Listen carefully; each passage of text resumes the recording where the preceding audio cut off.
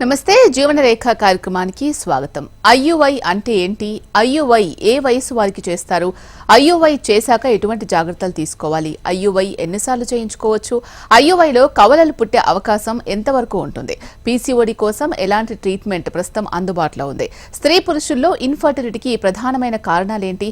స్త్రీలలో సంతాన సమస్యలకు 49 సంతాన సాఫల్యత కేంద్రం నుంచి డాక్టర్ స్ఫూర్తి గారు మనతో ఉన్నారు. వారిని అడిగి సందేహాలన్నింటినీ కూడా నివృత్తి చేసుకుందాం. అలాగే మీ సందేహాలను స్క్రీన్ పైన స్క్రోల్ అవుతున్న నంబర్స్ కు ఫోన్ చేసి నివృత్తి చేసుకోవచ్చు. స్ఫూర్తిగా నమస్తే అండి. నమస్తే అండి. చాలా మందిలో పీసీఓడి ప్రాబ్లమ్స్ ఫేస్ చేస్తూ ఉన్నారు. చాలా సంవత్సరాల నుంచి మనం చూస్తూ ఉన్నాం, కానీ ఈ మధ్య కాలంలో ఇంకా ఎక్కువైంది. సో అది రెక్టిఫై చేసుకోవచ్చు అంటారా?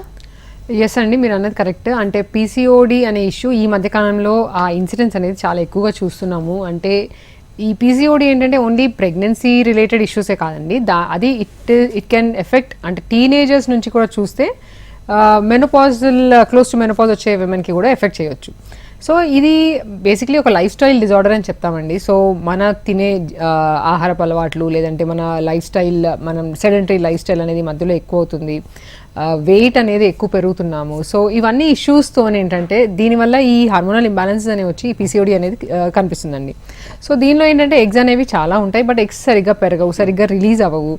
అండ్ ఈ హార్మోనల్ ఇంబ్యాలెన్స్ వల్ల ఏంటంటే ఇన్సులిన్ అంటే ఏదైతే షుగర్ని కంట్రోల్ చేసే హార్మోన్ ఉంటుందో ఆ హార్మోన్ సరిగ్గా పనిచేయదు. సో దానివల్ల షుగర్ వచ్చే ఛాన్స్ ఉంటుంది.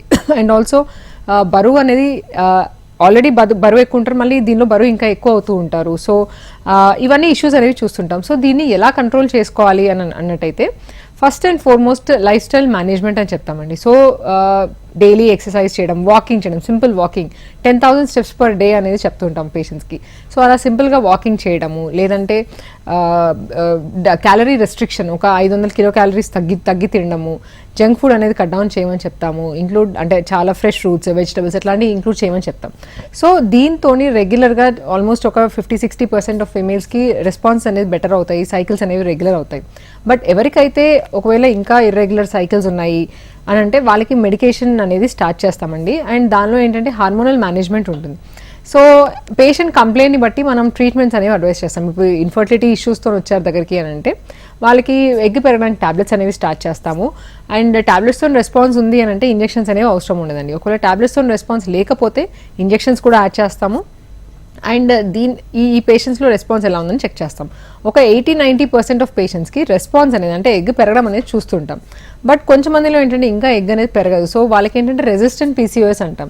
సో వీళ్ళలో ఏంటంటే ఇంకా హయ్యర్ ట్రీట్మెంట్స్ అనేవి అవసరం పడుతుంది. సో లైక్ లాప్రోస్కోపిక్ డ్రిల్లింగ్ కానివ్వండి, లేదంటే ఐవీఎఫ్ కానివ్వండి, లేదంటే ఇంకా అడ్వాన్స్డ్గా ఐవీఎం అని. సో ఇలాంటి టెక్నాలజీస్ అనేవి వాడాల్సి వస్తుంది అనమాట. ఓకే, ఈ పీసీఓడి వల్ల సంతానలేమికి ప్రాబ్లం అయ్యే అవకాశాలు ఉంటాయని మనందరికీ తెలిసిందే. అయితే దాన్ని రెక్టిఫై చేసుకోవచ్చని మీరు చెప్పడం జరిగింది.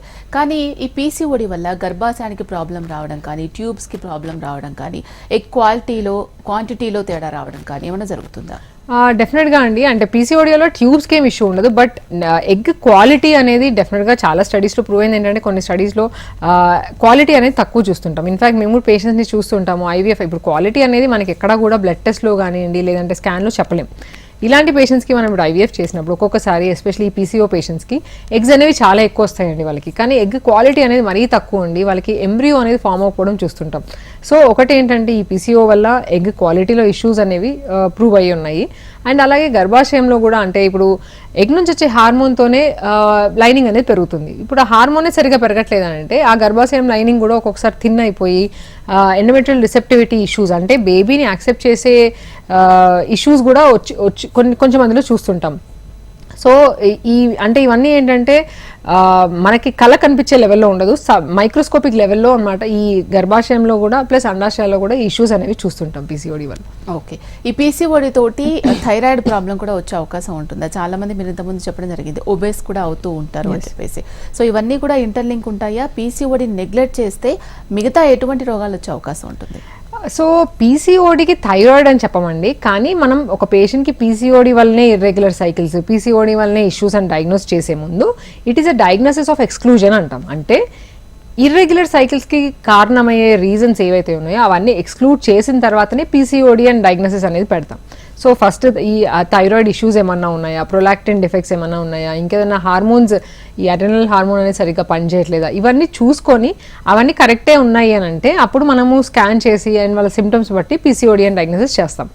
సో ఈ పీసీఓడి వల్ల ఏంటంటే ఇందాక చెప్పినట్టు ఎస్ డెఫినెట్గా బరువు పెరగడం అనేది ఎక్కువ ఉంటుంది. అంటే బరువు ఎక్కువ ఉన్న వాళ్ళు ఇష్యూస్ చూస్తుంటాము అండ్ దాంతోనే అదొక సర్కిల్ లాగా ఫామ్ అవుతుంది అనమాట. సో దాంతోనే ఆ బరువు అనేది ఇంకా అది ఎక్కువ కావడము.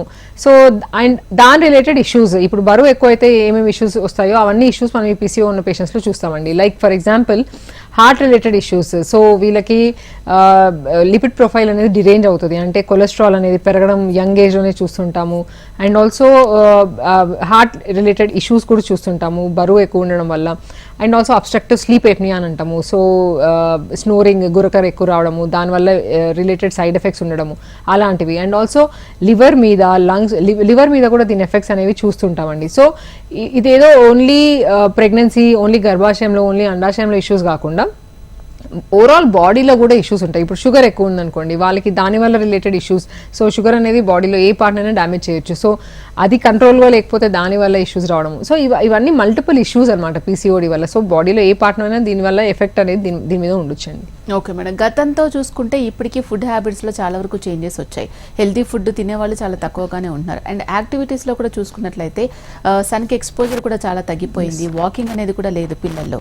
సో టీనేజ్కి వచ్చిన తర్వాత వాళ్ళ మెన్స్ట్రువల్ సైకిల్ స్టార్ట్ అయిన తర్వాత ఒక యాజ్ ఎ పేరెంట్స్ ఎలా కేర్ తీసుకోవాలి? ఒకవేళ పీసీఓడి అప్పటి నుంచే వాళ్ళలో అబ్జర్వ్ చేశారనుకోండి, అప్పటి నుంచి మెడికేషన్ స్టార్ట్ చేయాల్సిన అవసరం ఉంటుందా? చాలా మంది అపోహ అనుకోవచ్చు, భయం అనుకోవచ్చు, ఇప్పటి నుంచే పీసీఓడికి మెడిసిన్ వాడితే ఫ్యూచర్లో బేబీస్కి కావచ్చు సంతానలేమి ప్రాబ్లం వస్తుంది దీనివల్లనే అని అనుకుంటూ ఉంటారు. సో ఇంత పీరియడ్లో టాబ్లెట్స్ యూజ్ చేయడం కూడా చాలా క్రిటికల్ కదా. అండ్ కొంతమంది డ్రిల్లింగ్స్ కూడా చేయిస్తూ ఉంటారు, అయినా మళ్ళీ మళ్ళీ రిపీట్ అవుతూ ఉంటాయి. సో దీనికి మీరేం చెప్తారు? సో ఒకటి, ఇప్పుడు మనం యంగ్ ఫీమేల్స్లో అంటే టీనేజర్స్లో పీసీఓడి అని డయాగ్నోసిస్ చేయడం అంత ఈజీ కాదండి. ఫస్ట్ థింగ్, డయాగ్నోసిస్ కూడా వెంటనే పెట్టకూడదు. ఎందుకంటే పీరియడ్స్ అనేవి ఎవరికైనా సరే పీరియడ్స్ స్టార్ట్ అయినప్పుడు ఒక 12 years 13 yearsకి పీరియడ్ స్టార్ట్ అయింది అనుకోండి, వాళ్ళకి సైకిల్ రెగ్యులర్ కావడానికి కూడా టైం పడుతుంది. ఎందుకంటే ఆ హైపోథాలమో పిట్యూటరీ యాక్సిస్ అని ఉంటుంది, ఎక్కడైతే బ్రెయిన్ నుంచి సిగ్నల్స్ వస్తాయో యూట్రస్లోకి, యూట్రస్ నుంచి అంటే ఓవరీలోకి, ఓవరీ నుంచి యూట్రస్కి సిగ్నల్స్ వస్తాయి. అప్పుడే ఆ సిగ్నల్స్ అనేవి అప్పుడే స్టార్ట్ అవుతాయి కాబట్టి వెంటనే ఎవ్రీ మంత్ కరెక్ట్గా రాకపోవచ్చు. సో వాళ్ళకి ఇర్రెగ్యులర్ సైకిల్స్ అనేవి very common. So first 2-3 years వరకే అసలు పీసీఓడి అని డయాగ్నోసిస్ అయితే డెఫినెట్గా చేయొద్దు. తర్వాత కూడా ఇప్పుడు యంగ్ ఫీమేల్ ఒక 16 years 17 yearsకి వచ్చిన తర్వాత అంటే నార్మల్గా అయితే ఐడియల్గా 8 years వరకు కూడా ఆ డయాగ్నోసిస్ అనేది వెంటనే పెట్టొద్దని చెప్తాము. బట్ ఒకవేళ ఈ సిమ్టమ్స్ ఉన్నాయి, ఇందాక చెప్పినట్టు బరువు ఎక్కువ ఉన్నారు యంగ్ ఏజ్లోనే, అండ్ ఫేస్ మీద హెయిర్, చిన్నపిల్లల్లో కూడా చూస్తున్నామండి ఫేస్ మీద చాలా ఎక్కువ హెయిర్ అయిపోవడం, థిక్ కోర్స్ హెయిర్. ఇప్పుడు మగవాళ్ళకి ఎలా డిస్ట్రిబ్యూషన్ ఉంటుందో హెయిర్ డిస్ట్రిబ్యూషన్ అలా ఉండడం యంగ్ ఫీమేల్స్లో, మెడ మీద నల్లగా అవడము. సో ఇలాంటి ఇష్యూస్ రావడం, ఫేస్ మీద చాలా ఎక్కువ పింపుల్స్ ఉండడము. సో నార్మల్గా ప్యూబర్టీలో వచ్చేవి కాకుండా చాలా ఎక్కువ మోతాదులో ఉండడం, పర్సంటేజ్లో ఉండడము. And also irregular cycles. So ఇవన్నీ ఉన్నప్పుడు మనము మేబీ ఉండొచ్చేమో అనేది ఒక డయాగ్నోసిస్ ఉంటుంది. అండ్ ఆల్సో మనకి స్కాన్ ఏంటంటే ఇప్పుడు వెజైనల్ స్కాన్ చిన్నపిల్లలు చేయలేము. సో అబ్డామినల్ స్కాన్లో మనకి ఎగ్జాక్ట్ నెంబర్ అనేది కనిపించకపోవచ్చు. సో వీళ్ళకి ఏంటంటే డెఫినెట్గా first line treatment life style modification అని చెప్తాం. సో యంగ్ ఏజ్ నుంచే కూడా ఈ మీరు అన్నట్టు హెల్దీ డయట్ అనేది అలవాటు చేసుకోవడము, హెల్దీ లైఫ్ స్టైల్ అనేది అలవాటు చేసుకోవడము, వాకింగ్ ఇలాంటివన్నీ చేస్తుంటే ఆటోమేటిక్గా రెగ్యులర్గా ఉంటాయి అన్నమాట వాళ్ళ సైకిల్స్. ఒకవేళ కొంచెం మందిలో ఏంటంటే ఎస్పెషల్లీ చిన్నపిల్లలు చెప్తుంటారు వాళ్ళకి 5 months 6 months వరకు కూడా పీరియడ్స్ రావు అని చెప్పడము, అండ్ వచ్చినప్పుడు చాలా హెవీ ఫ్లో అవుతుంది. సో ఇలాంటి ఇష్యూస్ ఉన్న వాళ్ళకి మాత్రమే కొన్ని అడ్జువెంట్ టాబ్లెట్స్ ఉంటాయండి. లైక్ కొన్ని ఏంటంటే ఇన్సులిన్ సెన్సిటైజర్స్ అని కొన్ని టాబ్లెట్స్ ఉంటాయి. సో ఆ టాబ్లెట్స్ ఇవ్వడం జరుగుతుంది.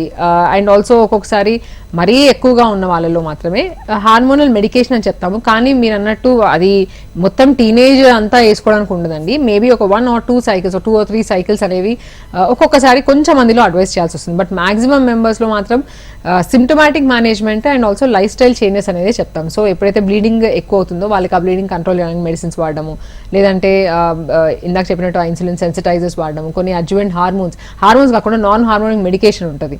సో అలాంటివి ఇవ్వడము, అలాంటి వాటితోని జనరల్గా మెజారిటీ మెంబర్స్కి అవసరం ఉండదు. బట్ ఎవరికైతే ఈ థిక్ పీసీఓస్, రెసిస్టెంట్ పీసీఓస్ ఉందో వాళ్ళకి మాత్రం కొంచెం మందికి హార్మోనల్ మెడికేషన్ అనేది జనరల్గా అవసరం అవుతుంది. But as age advances cycles అనేవి ఆటోమేటిక్గా రెగ్యులర్ కొంచెం మందిలో చూస్తుంటాము. సో ఓవరాల్గా ఈ టీనేజ్ అంతా మెడిసిన్స్ వాడడము అండ్ ఆల్సో మీరు ఇంకొక మాట అన్నారు, డ్రిల్లింగ్ అనేది చిన్నపిల్లలు ఆర్ పెళ్లి కాని వాళ్ళలో డ్రిల్లింగ్ అనేది అసలు చేయకూడదండి. ఇన్ స్పైట్ ఆఫ్ వాళ్ళకి ఎంత పీసీఓఎస్, ఎంత రెసిస్టెంట్ పీసీఓఎస్ ఉన్నా కూడా డ్రిల్లింగ్ అనేది అసలు అడ్వైస్ చేయము. డ్రిల్లింగ్ అనేది ఓన్లీ ఎవరికి అడ్వైస్ చేస్తామంటే ప్రెగ్నెన్సీ ప్లాన్ చేస్తున్నారు, వాళ్ళకి పీరియడ్స్ రెగ్యులర్ అవ్వడానికి కూడా, పెళ్ళైన వాళ్ళకు కూడా డ్రిల్లింగ్ చేయము. ఓన్లీ థింగ్ ఇస్ ఎవరికైతే పీరియడ్స్ ఇర్రెగ్యులర్ ఉండి వాళ్ళకి ప్రెగ్నెన్సీ ప్లాన్ చేస్తున్నారు, ఎగ్గే పెరగట్లేదు, మెడిసిన్స్ వాడినా, టాబ్లెట్స్, ఇంజెక్షన్స్ వాడినా ఎగ్ పెరగట్లేదు అనే వాళ్ళకి మాత్రమే ఎగ్ పెరగడానికి ఒక యూస్ఫుల్ టెక్నిక్ ఇస్ డ్రిల్లింగ్. అంతే తప్ప పీరియడ్స్ ఇర్రెగ్యులర్ ఉన్న వాళ్ళు రెగ్యులర్ కావడం కోసం, లేదంటే చిన్నపిల్లల్లో రెగ్యులర్ చేయడం కోసం అలాంటి వాటిలో డ్రిల్లింగ్ అనేది డెఫినెట్లీ కాంట్రా ఇండికేటెడ్ అనమాట. ఓకే, ఇప్పుడు అడ్వాన్స్డ్ ట్రీట్మెంట్ అంతా కూడా వచ్చేసింది. మరి 49లో పీసీఓడికి ఎంత అడ్వాన్స్డ్ ట్రీట్మెంట్ అందిస్తున్నారు? గతంలో దానికి ఇప్పటికీ చాలా చేంజెస్ జరిగి ఉంటాయి కదా. సో పీసీఓడికి అవగాహన లేని వాళ్ళకైతే ఎంతవరకు మీరు అవగాహన తీసుకొస్తున్నారు? సో డెఫినెట్లీ అండి, and counselling is most important. And ఇందాక అన్నట్టు డయాగ్నోసిస్ ఆఫ్ ఎక్స్క్లూజన్, సో ఏమేమి కాజెస్ ఉన్నాయనేది రూల్ అవుట్ చేసుకోవడం, ఇంకా ఇర్రెగ్యులర్ సైకిల్స్, ఇంకా ఈ ఇష్యూస్ ఉన్న వాళ్ళు ఏమేమి కాజెస్ ఉన్నాయనేది రూల్ అవుట్ చేస్తాము. అండ్ రైట్ అవే మెడిసిన్స్ అని కాకుండా ఒక్కొక్కసారి డెఫినెట్గా ఈ కౌన్సిలింగ్, లైఫ్ స్టైల్ చేంజెస్తోనే కొంచెం మందికి నార్మల్గా చూస్తుంటాము. బట్ ఎవరికైతే రెసిస్టెంట్ పీసీఓఎస్ ఉంటామో వాళ్ళకి ఏంటంటే అంటే టాబ్లెట్స్తోని లేదంటే డ్రిల్లింగ్ చేసిన రెస్పాన్స్ కొంచెం మందిలో కనిపించదు. సో వాళ్ళకి ఏంటంటే ఐవీఎఫ్ ఇక్సీ ద్వారా జనరల్గా రెస్పాన్స్ అనేది చూస్తుంటాము. బట్ వెరీ రేర్లీ, ఒకవేళ ఇప్పుడు ఐవీఎఫ్ కూడా చేయలేము, వాళ్ళకి ఎగ్స్ అనేవి చాలా ఎక్కువ రెస్పాన్స్ వచ్చాయి, ఇంకా వేరే ఇష్యూస్ ఉన్నాయి అనే వాళ్ళకి మాత్రం లాస్ట్ ఆప్షన్ ఐవీఎం అనే అడ్వాన్స్ టెక్నిక్ కూడా ఉందండి. సో అలాంటివి కూడా చేయొచ్చు. అంటే ఇమ్మెచ్యూర్ ఎగ్స్ బయటికి తీసుకొని ఆ ఇమ్మెచ్యూర్ ఎగ్స్లోనే మనము బయటనే మెచ్యూర్ చేసి దాన్ని ఐవీఎఫ్ పద్ధతి ద్వారా ప్రెగ్నెన్సీ అనేది ప్లాన్ చేయొచ్చు. సో పీసీఓడిలో ఉన్న వాళ్ళు ఇది latest advance technique is in vitro maturation. Okay madam, ఇప్పుడు సంతానలేమి ప్రాబ్లంలో ఇదొక ఫేజ్ మనం మాట్లాడుకోవడం జరిగింది. మరి సంతానలేమి ప్రాబ్లం తోటి మీ దగ్గరకు వచ్చిన వాళ్ళకి అసలు బేసిక్గా మీరు ఎటువంటి ట్రీట్మెంట్ అందిస్తారు ఫస్ట్ టైం? ఎందుకంటే ఐయుఐ, ఐవీఎఫ్ అంటే ఇప్పటికీ కూడా చాలా మందిలో భయం ఉంది అండ్ కొంచెం ఎక్స్పెన్సివ్ అని కూడా ఆలోచిస్తూ ఉంటారు. సో నార్మల్గా ప్రెగ్నెన్సీ అవ్వడానికి ఫస్ట్ 49లో ఎటువంటి ట్రీట్మెంట్ అందిస్తున్నారు? సో ఒకటండి, అంటే ప్రెగ్నెన్సీ ఇప్పుడు 49 లేదంటే ఇన్ఫర్టిలిటీ సెంటర్స్ ఎవరైనా వచ్చిన వాళ్ళు అందరికీ ఐవీఎఫ్ చెప్తారనేది పెద్ద అపోహ. నార్మల్గా మనము అంటే ఇష్యూస్ ఉన్న వాళ్ళు ఆబ్వియస్గా ఇప్పుడు సపోజ్ ట్యూబల్ బ్లాక్స్ ఉన్నాయి, 2 సైడ్ ట్యూబ్ బ్లాక్స్ ఉన్నాయి, సర్జికల్గా రిపేర్ చేయలేము అని వచ్చింది, ట్యూబ్లో హైడ్రోసాల్పింగ్స్ అని వచ్చింది, లేదంటే ఎగ్స్ చాలా తగ్గిపోయినాయి, లేదంటే స్పర్మ్లో <5 million, $4 million అలా ఏదైనా ఆబ్వియస్ ఇష్యూస్ ఉన్నాయన్న వాళ్ళకి ఐవీఎఫ్ లేదంటే ఐయుఐ అనేది అడ్వైస్ చేస్తాం. ఐయుఐ కూడా అంటే నార్మల్గా ట్యూబ్ బ్లాక్ ఉన్న వాళ్ళు చేయము, మైల్డ్ ఇష్యూస్ ఉన్న వాళ్ళకి ఐయుఐ అనేది అడ్వైస్ చేస్తాం. బట్ మెజారిటీ ఆఫ్ పీపుల్ అంటే అట్లీస్ట్ ఒక 40 to 50% వచ్చిన వాళ్ళలో అంటే ఫస్ట్ మనం బేసిక్ ఒక ఇవాల్యుయేషన్ చేస్తాం, బోత్ వైఫ్ అండ్ హస్బెండ్ కపుల్కి ఇవాల్యుయేషన్ చేస్తాము. సో ఒక హిస్టరీ టేకింగ్లో మనకు కొన్ని ఇష్యూస్ అనేవి కనిపిస్తాయి అండ్ దానిలో బయటపడతాయి. అలా కాకుండా వైఫ్కి ఏంటంటే కొన్ని బ్లడ్ టెస్ట్ ఉంటాయండి. సో హీమోగ్లోబిన్ ఎలా ఉంది, షుగర్ ఎలా ఉంది, థైరాయిడ్ ఎలా ఉంది, ఇలా బేసిక్ కొన్ని బ్లడ్ టెస్ట్ చెక్ చేసుకుంటాము. అండ్ అన్నీ బాగున్నాక ఫస్ట్ ఒక బేసిక్ స్కాన్ అనేది చేస్తాం, ట్రాన్స్వజైనల్ స్కాన్ అంటాం. సో ఈ స్కాన్లో ఏంటంటే తన యూట్రస్ కండిషన్ ఎలా ఉంది, ఎగ్స్ కండిషన్ ఎలా ఉంది, అండ్ ఆల్సో 2 సైడ్ ట్యూబ్స్ అనేవి జనరల్గా స్కాన్లో కనిపించవు, బట్ ఏదైనా స్వెల్లింగ్ ఉంది, ఇష్యూస్ ఉన్నాయన్నప్పుడు అది కూడా తెలుస్తుంది. సో ఇవన్నీ ఎలా ఉన్నాయో చూసుకొని అండ్ ఆల్సో ఇంకొకటి ట్యూబ్ టెస్ట్ అనేది కూడా చేస్తాం. సో వైఫ్ సైడ్ ఇవి నార్మల్గా చేసే టెస్ట్లు, అండ్ హస్బెండ్ సైడ్ ఏంటంటే సిమెన్ అనాలిసిస్ ఇస్తారు. సిమెన్ అనాలిసిస్ రిపోర్ట్ ఎలా ఉందనేది చెక్ చేస్తాం. సో కౌంట్ ఎలా ఉంది, మొటిలిటీ, మార్ఫాలజీ ఇవన్నీ ఎలా ఉన్నాయి. సపోజ్ అన్నీ బాగున్నాయి అనుకోండి, యంగ్ ఏజే ఉంది, వాళ్ళకి పెద్దగా ట్రీట్మెంట్స్ ఏం తీసుకోలేదన్న వాళ్ళకి డైరెక్ట్ ఐవీఎఫ్లు, ఐయుఐలు అడ్వైస్ చేయము, చిన్న ట్రీట్మెంట్స్తో ట్రై చేస్తాము. సో దీనిలో ఏంటంటే ovulation induction with follicular tracking అనేది ఉంటుంది. సో ఎగ్ పెరగడానికి టాబ్లెట్స్ ఇవ్వడము అండ్ ఆ టాబ్లెట్స్తో ఎగ్ ఎలా పెరుగుతుంది అనేది ట్రాక్ చేసుకుంటూ ఉంటాం. సో ఈ ట్రీట్మెంట్స్ ద్వారా ఒక 30 to 40% ఆఫ్ మెంబర్స్కి ప్రెగ్నెన్సీ వచ్చేస్తుంది. సో నెక్స్ట్ ఆప్షన్స్ లాగా ఇప్పుడు వాళ్ళకి చిన్న ట్రీట్మెంట్స్తో ట్రై చేసినా రావట్లేదు, లేదంటే ఏదైనా ఇష్యూస్ ఉన్నాయి, so male factor issues, count కొంచెం తగ్గింది, లేదంటే grade 1 ఎండోమెట్రియాసిస్, grade 2 ఎండోమెట్రియాసిస్ అనే కండిషన్ ఉంది, లేదంటే ఎగ్స్ వైఫ్లో కూడా బార్డర్ లైన్లో ఉన్నాయి, న్యాచురల్గా ట్రై చేసినా రావట్లేదనే వాళ్ళకి నెక్స్ట్ ఆప్షన్ లాగా ఐయుఐ అనేది ఉంటుందండి. సో దీనిలో ఇంకొక 30-40%కి ప్రెగ్నెన్సీ వస్తుంది. సో ఆ మిగిలిన 30% వాళ్ళకి మాత్రం ఒకవేళ న్యాచురల్గా ట్రై చేసినా రావట్లేదు, లేదంటే ఏదైనా మేజర్గా ఇష్యూస్ ఉన్నాయి, ఇందాక చెప్పిన ఇష్యూస్ ఏమన్నా ఉన్నాయనే వాళ్ళకి మాత్రం లాస్ట్ ఆప్షన్ లాగా ఐవీఎఫ్ అనేది అడ్వైస్ చేస్తాం. సో ఇది ఏంటంటే ఏ ట్రీట్మెంట్ అయినా సరే అది ఇండివిజువలైజ్డ్ అండ్ పర్సనలైజ్డ్ ట్రీట్మెంట్స్ ఉంటాయి, అంతే తప్ప ఓకే వీళ్ళు వచ్చారు వీళ్ళకి ఐవీఎఫ్ వీళ్ళకి ఐయుఐ అని కాకుండా వాళ్ళకి ఆల్రెడీ అయిన ట్రీట్మెంట్స్ ఏంటి, బికాస్ మనకి వచ్చే వాళ్ళు చాలా మంది రెఫర్డ్ కేసెస్ ఉంటాయండి. అండ్ ఆల్సో రిస్కీ, అంటే లైక్ ఏంటంటే బయట ఆల్రెడీ ట్రై చేసి ఉంటారు, వాళ్ళకి అయినా ప్రెగ్నెన్సీస్ రావు, ఐవీఎఫ్లు కూడా చేసి ఫెయిల్ అయిన వాళ్ళు జనరల్గా అవి ఎక్కువ వస్తుంటాయి అనమాట, because it is tertiary centre. So అట్లాంటి వాటిని మనము ఇంకా బెటర్గా ఏం చేయగలుగుతాము, what protocols can we use అనేవి చూసుకొని దాన్ని బట్టి ట్రీట్మెంట్స్ అనేవి అడ్వైస్ చేస్తాం. ఓకే మేడం, కొంతమందిలో ఎగ్స్ కౌంట్ చాలా తక్కువగా ఉంటుంది అండ్ క్వాలిటీ కూడా చాలా పూర్గా ఉంటుంది. సో అలాంటి వాళ్ళలో ఎలా చేస్తారు? ఐయుఐ సజెస్ట్ చేస్తారా, ఐవీఎఫ్ చేస్తారా? అసలు వాళ్ళకి ప్రొసీజర్ ఎలా ఉంటుంది? వాళ్ళకి అసలు సంతానం కలిగే అవకాశం ఉంటుందా? సో ఇప్పుడు ఎగ్ కౌంట్ తక్కువగా ఉందన్నప్పుడు వాళ్ళ ఏజ్ ఏంటనేది చూసుకుంటామండి. నార్మల్గా ఎవరికైనా ఏజ్ పెరుగుతున్నప్పుడు ఎగ్ కౌంట్ అనేది తగ్గుతూ వస్తుంది. So if it is a 40-year-old female, వాళ్ళకి ఒకటో రెండో ఎగ్స్ ఉన్నాయి అని అంటే అది ఎక్స్పెక్టెడ్ అని చెప్తాం.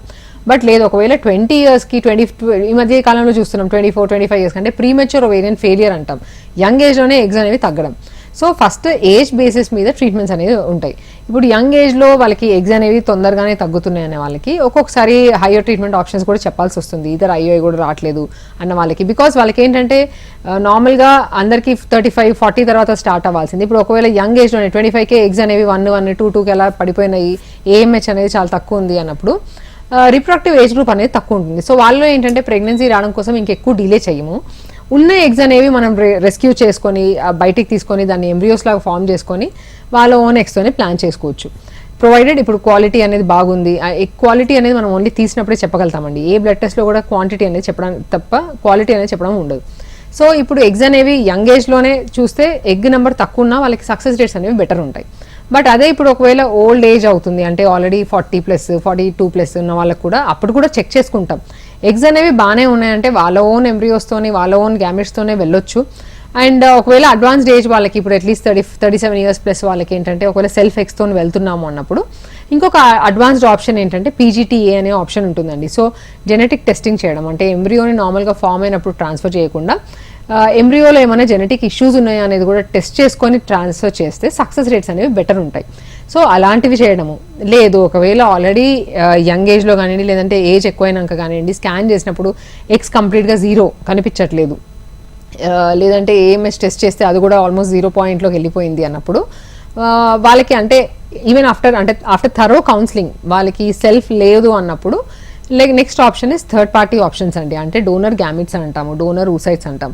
సో అలాంటి ఆప్షన్స్ అనేవి ఇవ్వడం జరుగుతుంది. బట్ ఏదైనా సరే పేషెంట్కి అనేది ఈ ఆప్షన్ ఇవ్వడం జరుగుతుంది, సక్సెస్ రేట్స్ అనేవి చెప్తాము, దాన్ని బట్టి పేషెంట్ సెలెక్షన్ అనేది ట్రీట్మెంట్ ఆప్షన్ అనేది సెలెక్ట్ చేసుకుంటారు. జనరల్గా మేడం ఇప్పటి వరకు మీరు చూసిన పేషెంట్స్లో మీరు చేసిన రీసెర్చ్లో టెస్ట్లో కావచ్చు, అసలు ఎగ్ క్వాంటిటీ కావచ్చు క్వాలిటీ కావచ్చు తగ్గిపోవడానికి రీజన్స్ ఏంటి? మోస్ట్ ఇంపార్టెంట్ రీజన్ ఏజ్ అండి. ఏజ్ అంటే చాలా క్లియర్గా ప్రూవ్ అయింది ఏంటంటే యాజ్ ఏజ్ ఇంక్రీజెస్, ఈ వయసు పెరుగుతున్న కొద్దీ ఎగ్ క్వాలిటీ తగ్గడము ఎగ్ క్వాంటిటీ తగ్గడం రెండూ కూడా చాలా క్లియర్గా ప్రూవ్ అయినాయి. ఎందుకంటే చాలా స్టడీస్లో ఏం చేశారంటే ఇప్పుడు యంగ్ ఏజ్లో చూసుకుంటే ఒక 4 eggs వస్తే చాలు ఒక లైవ్ బర్త్ రావడానికి అనేది ప్రూవ్ అయింది. అదే 30sకి రాగానే మెల్లిమెల్లిగా ఏ నెంబర్ అనేది పెరుగుతూ వస్తుంది.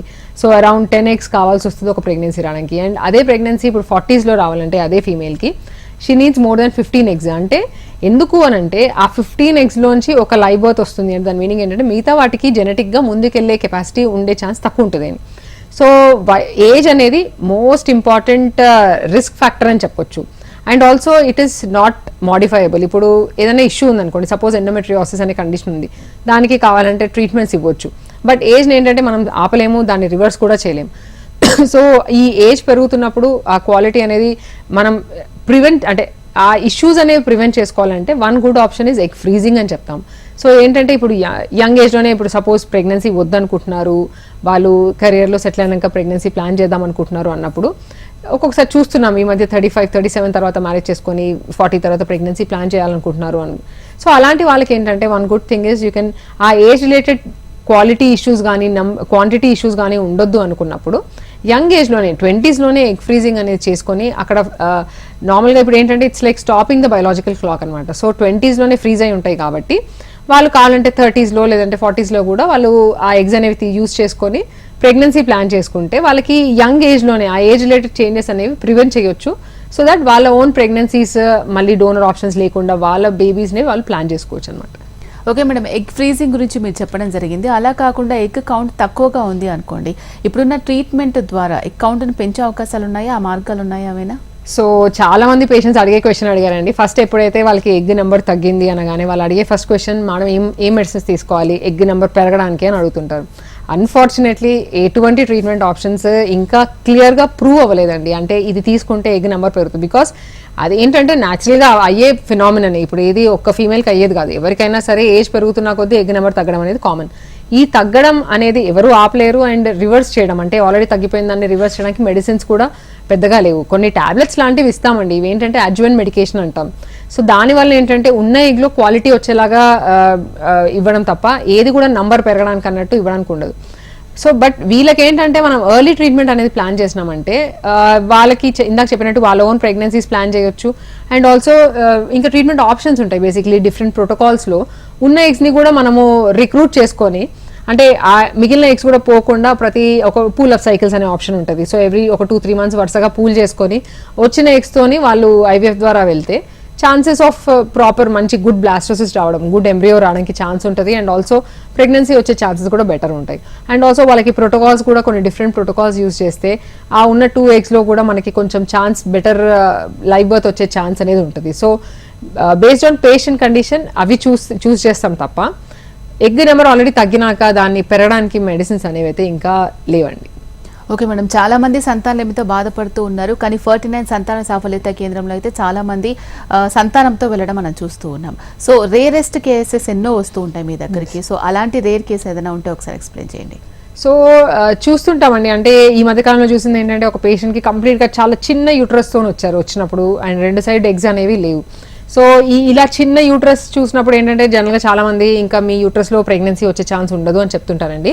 బట్ కాదు, డెఫినెట్గా వాళ్ళు కూడా ట్రై చేయొచ్చు. ఎప్పుడైతే మనము కొన్ని ట్రీట్మెంట్స్ ద్వారా ఈ యూట్రస్ పెరగడానికి కొంచెం హార్మోన్స్ అనేవి ఇచ్చినప్పుడు చూసాం ఒక పేషెంట్కి ఆల్మోస్ట్ యూట్రస్ అనేది సైజ్ చిన్నగా ఆల్మోస్ట్ 3 centimeters ఉన్న uterus it has come up to almost 5-6 centimeters వరకు వచ్చి లోపల లైనింగ్ కూడా ఆల్మోస్ట్ 6.57 millimeters వరకు పెరిగింది. సో ఆ పేషెంట్కి ఎంబ్రియో ట్రాన్స్ఫర్ అంటే వాళ్ళకి డోనర్ ఎంబ్రియో ట్రాన్స్ఫర్ ద్వారా చేస్తే వాళ్ళకి లైనింగ్ ఎంబ్రియో అతుక్కొని ప్రెగ్నెన్సీ ఇన్ఫ్యాక్ట్ బేబీ కూడా మొన్నే డెలివరీ అయిందండి. సో చాలా అంటే మిరకల్స్ అనేవి ఎప్పుడైనా అవ్వచ్చు, ఎప్పుడు గివప్ చేయొద్దు. అండ్ ట్రీట్మెంట్ కరెక్ట్ టైంకి కరెక్ట్ ట్రీట్మెంట్ తీసుకోవడం అనేది చాలా ఇంపార్టెంట్ చాలా మందికి చెప్తుంటారండి. ఇప్పుడు యంగ్ ఏజ్లోనే ఇష్యూస్ ఏమైనా కనిపించినప్పుడు మాది చిన్న ఏజే కదా మాకు ఐవీఎఫ్ వద్దు అనేది చాలా మంది అపోహ అనుకోండి. ఐవీఎఫ్ అనగానే అది ఓన్లీ ఓల్డ్ ఏజ్ వాళ్ళకే అని అనుకుంటారు. సో అలాంటి అపోహల్ని ఫాలో కాకండి. ఐవీఎఫ్ ద్వారా పుట్టే పిల్లలు అబ్నార్మల్, అది ఒక పెద్ద అపోహ. సో ఇలాంటి అపోహలు కాకుండా ఏమైనా ఇష్యూస్ ఉన్నప్పుడు మీరు ఎర్లీగా ట్రీట్మెంట్ స్టార్ట్ చేస్తే ట్రీట్మెంట్ సక్సెస్ రేట్స్ అనేవి బెటర్ ఉంటాయండి. రాదర్ దాన్ ఇప్పుడు డీలే చేసి ఆల్రెడీ ఇష్యూ ఉన్నాక ఇప్పుడు ఒక 3 years 4 years డీలే చేస్తే దానివల్ల ఇంకా ఇష్యూస్ అనేవి పెరుగుతాయి తప్ప తగ్గవు. సో ఆ కరెక్ట్ టైంలో తీసుకుంటే సక్సెస్ రేట్స్ అనేవి బెటర్ ఉంటాయండి. అండ్ ఆల్సో ఏదైనా మేజర్గా ఇష్యూస్ ఉన్నా మనం ఇచ్చే తరికలు ఒకటి ట్రీట్మెంట్స్ అనేవి మనం కొంచెం చేంజ్ చేసుకొని ఇస్తే కొంచెం మందిలో రెస్పాన్స్ అనేది డెఫినెట్గా చూస్తాం. సో నెవర్ గివ్ అప్ అనేది చెప్తుంటాం అనమాట. యా మేడం, చాలా మంది పేషెంట్స్లో ఇది కూడా మేబీ మిమ్మల్ని అడిగే ఉండొచ్చు. ఇప్పుడు ఒకవేళ ఐయుఐ కానీ ఐవీఎఫ్ త్రూ కానీ బేబీని కన్సీవ్ అయిన తర్వాత వాళ్ళు బిడ్డ పుట్టి పెద్దగా అయిన తర్వాత ఆ బేబీకి కూడా మళ్ళీ ఫ్యూచర్లో సేమ్ ప్రాబ్లం నాకున్న ప్రాబ్లమే రిపీట్ అయ్యే అవకాశం ఉంటుందని మదర్కి కంపల్సరీ ఆ అపోహ కానీ ఆ అనుమానం కానీ ఉంటుంది. సో అట్లాంటి కేసెస్ ఏమైనా మీరు చూసారా?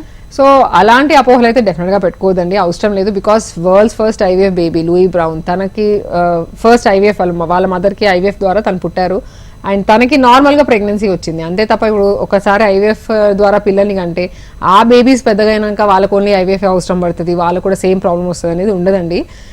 అది కేవలం అపోహ మాత్రమే. ఏదో ఒక రీజన్ వల్ల ఇక్కడ ఎగ్ స్పర్మ్ కలవట్లేదు లోపల, దానికి ఐవీఎఫ్ చేసి మళ్ళీ మనం ఎంబ్రియోని పెట్టాం తప్ప ఇప్పుడు ఆ ఎంబ్రియో వెళ్ళి అతుక్కున్నాక ఆ ఐవీఎఫ్ ఎంబ్రియో డిఫరెంట్ అవ్వడము, ఐవీఎఫ్ ప్రెగ్నెన్సీ డిఫరెంట్ అనేది డెఫినెట్గా కాదు. చాలా స్టడీస్లో ప్రూవ్ అయింది ఏంటంటే అటువంటి ఇష్యూస్ ఏమి ఉండవు, బేబీస్ కూడా హెల్దీగా ఉంటారు. అండ్ ఇప్పుడు కొన్ని ఇష్యూస్ ఏమన్నా ఫ్యామిలీలో ఉన్నాయనుకోండి, అలాంటివి నార్మల్గా అయినా వచ్చే ఛాన్స్ ఉంటుంది, ఐవీఎఫ్ ద్వారా అయినా వచ్చే ఛాన్స్ ఉంటుంది. అంతే తప్ప ఐవీఎఫ్ చేయడం వల్ల ఎక్కువ ఇష్యూస్ ఉండడం అనేది ఉండదని చాలా క్లియర్గా ప్రూవ్ అయింది. యా మేడం, చాలా మంది ఒక బేబీ వరకు కన్సీవ్ అయితే సరిపోతుంది అని అనుకుంటారు, కొంతమంది లక్కీగా ట్విన్స్ అవుతూ ఉంటారు, ట్రిప్లెట్స్ కూడా అవుతూ ఉంటారు. 49లో మాక్సిమం ఎక్కువ బేబీస్ కన్సీవ్ అయిన వాళ్ళు అట్లా డెలివరీ అయిన వాళ్ళు ఎవరైనా ఉన్నారా? సో యాక్చువల్గా ట్రిప్లెట్స్ అనేది రావద్దనే చూస్తామండి, బికాజ్ ట్రిప్లెట్ ప్రెగ్నెన్సీ అనేది it's a very high risk pregnancy. So జనరల్గా మేము ఇప్పుడు మా దగ్గర ఏంటంటే కేవలం బ్లాస్టోసిస్ట్ ట్రాన్స్ఫర్ చేస్తాము అండ్ ఓన్లీ 2 బ్లాస్టోసిస్ట్, అంటే ఈవెన్ లా ప్రకారం కూడా 2 కన్నా ఎక్కువ పెట్టడానికి ఉండదని చెప్పారు. కొంచెం మందిలో అంటే ఎవరికైతే అడ్వాన్స్డ్ ఏజ్ ఉందో లేదంటే ఎవరికైతే మంచి మంచి ఎంబ్రియోస్ పెడుతున్న నెగిటివ్ వస్తుందో వాళ్ళకి తప్ప ఎవరికైనా 2 కన్నా ఎక్కువ పెట్టొద్దని రూల్ వచ్చింది. సో 2 ఎంబ్రియోసే పెడతాము. ఆ 2 ఎంబ్రియోస్లో నార్మల్గా 60% సక్సెస్ అన్నప్పుడు వాళ్ళలో ఒక 20%లో ట్విన్స్ వచ్చే ఛాన్స్ ఉంటుంది. అండ్ 80%లో సింగిల్ ప్రెగ్నెన్సీ వచ్చే ఛాన్సే ఉంటుందండి. సో మనం జనరల్గా ట్రిప్లెట్స్ ప్రెగ్నెన్సీస్ అనేవి వెరీ వెరీ రేర్, అసలు ఆల్మోస్ట్ లెస్ దాన్ 0.001 అని చెప్తాము. బట్ ట్విన్స్ అయితే ఒక క్లోజ్ టు ఒక 10 to 20% మా దగ్గర చూస్తుంటాము. Otherwise most of the pregnancies will be single ప్రెగ్నెన్సీసే ఉంటాయి. ఓకే మేడం, 49 సంతాన సాఫల్యత కేంద్రంలో సంతాన లేమికి ఎటువంటి ట్రీట్మెంట్ అందిస్తున్నారు, పూర్తి సమాచారం తెలియజేశారు. Thank you so much. Thank you. Thank you. ఇది ఇవాల్టి జీవనరేఖ. చూస్తూనే ఉండండి హెచ్ఎం టీవీ. నమస్తే.